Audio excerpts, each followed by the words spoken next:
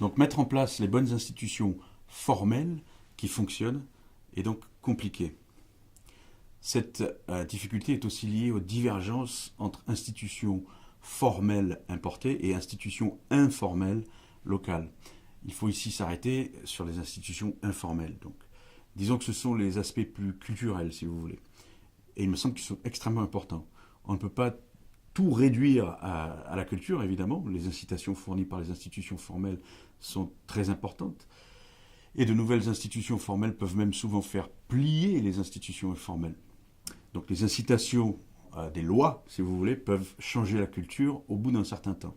Mais il faut étudier les aspects culturels.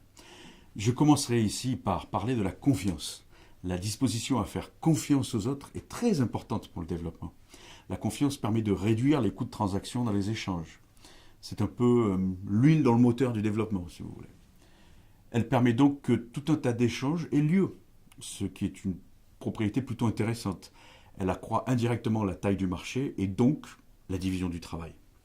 On trouve toute une littérature chez Robert Putnam, Alain Perfit, Francis Fukuyama ou plus récemment Pierre Cahuc et Yann Algan qui explique le succès d'une société par le degré de confiance que ses citoyens sont capables d'avoir. Alors typiquement, les Allemands font facilement confiance à qui que ce soit. Les Japonais se font confiance entre eux, les Chinois se font confiance au sein de la famille. Les Français représentent aujourd'hui en tout cas une société de défiance. Alors je sais, ça fait un peu cliché, mais ce sont des études sociologiques sérieuses. Pierre Cahuc et Yann Algan décrivent la France comme une société de défiance en se fondant sur des enquêtes sur les valeurs des Européens, montrant que les Français se font moins confiance entre eux, alors même que la densité du capital social est l'un des facteurs de la croissance économique. Cette question de la confiance est donc fondamentale, notamment dans les sociétés divisées par le colonialisme, qui montait malheureusement souvent les différentes ethnies les unes contre les autres, selon la devise du « diviser pour mieux régner ». Des sociétés divisées par des frontières étatiques, souvent dessinées par les pouvoirs colonisateurs, qui ont donc séparé des nations qui voulaient vivre ensemble et mis dans les mêmes frontières des nations ethniques qui ne souhaitaient peut-être pas vivre ensemble. Si on veut que des gens travaillent ensemble, si on veut que des gens se coordonnent, il faut donc un minimum de confiance. Autre aspect culturel, le respect, qui est sans doute aussi important que la confiance. Le respect de la parole donnée, un tantinet essentiel dans les affaires évidemment. Le respect du client, qu'on ne voit pas comme une proie à dépecer, mais comme un partenaire de long terme. Ça aussi, évidemment, c'est fondamental. Le respect des délais et la ponctualité, c'est quelque chose de fondamental aussi. Rappelons que la productivité vient d'une certaine manière de la ponctualité et de la capacité des humains à s'intégrer dans un plan temporel. Ensuite, ce que j'appellerais de manière lâche, l'autodétermination. Voilà qui est aussi extrêmement important, notamment pour le degré d'esprit d'entreprise dans une société. On peut reprendre ici la notion de locus of control, le lieu de contrôle, développé par Julian Rother. L'idée, ai-je mon sort entre mes mains? Suis-je le maître à bord? Ou ma vie est-elle tout entière guidée par une force extérieure? Vous savez, un entrepreneur, c'est celui qui pense qu'il change le monde en quelque sorte. Donc son locus of control est interne. Bien sûr, il ou elle sait qu'il y a des contingences extérieures. Mais c'est il ou elle le capitaine du navire. Si je crois que tout ce qui m'arrive n'est pas de mon fait, mais vient d'une force extérieure, comment puis-je être même tout simplement responsable et donc crédible quand je donne ma parole? Comment peut-on tout simplement me faire confiance?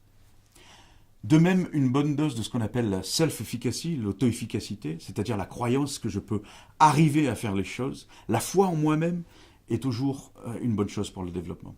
Alors, je prends l'image d'un Bamileke. Les Bamileke sont un peuple du Cameroun qui sont connus pour réussir et qui ont justement une éthique qui se rapproche d'un fort locus of control et d'une self-efficacy. Ensuite, l'esprit de vigilance. Cette catégorie est peut-être moins développée, mais elle est vraiment importante en économie. Le concept de vigilance entrepreneuriale a été notamment largement développé par l'économiste Israël Kirzner. Kirzner le limite à la capacité à avoir des différences de prix entre lieux différents ou dans le temps. Cette capacité à avoir des arbitrages possibles. Donc, je crois qu'on peut étendre quelque peu l'analyse de Kirzner et poser que l'esprit de vigilance est un peu à la croisée de l'empathie et de la capacité à faire des connexions. Et c'est essentiel pour comprendre les besoins des autres et y voir une opportunité de rendre un service, de créer de la valeur pour les autres et évidemment d'en tirer un profit et un revenu. Évidemment, si la culture rejette le profit, c'est un peu compliqué. À la chute de l'URSS, la Pologne comme la Russie ont pris la voie de la privatisation.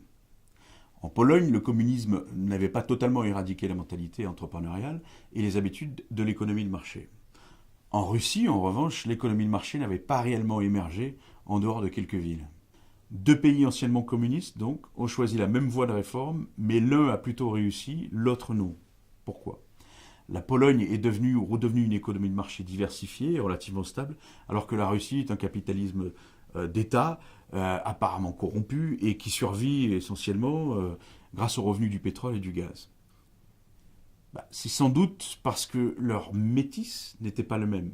Le métis, ce sont les aptitudes, les normes, les conventions qui forment une somme de connaissances locales issues d'une expérience et qui conditionnent les rapports entre les individus ainsi que les anticipations.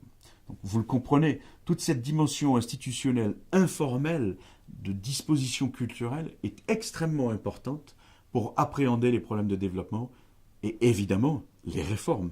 Pour que ces réformes réussissent, il faut d'abord comprendre la structure institutionnelle informelle des pays.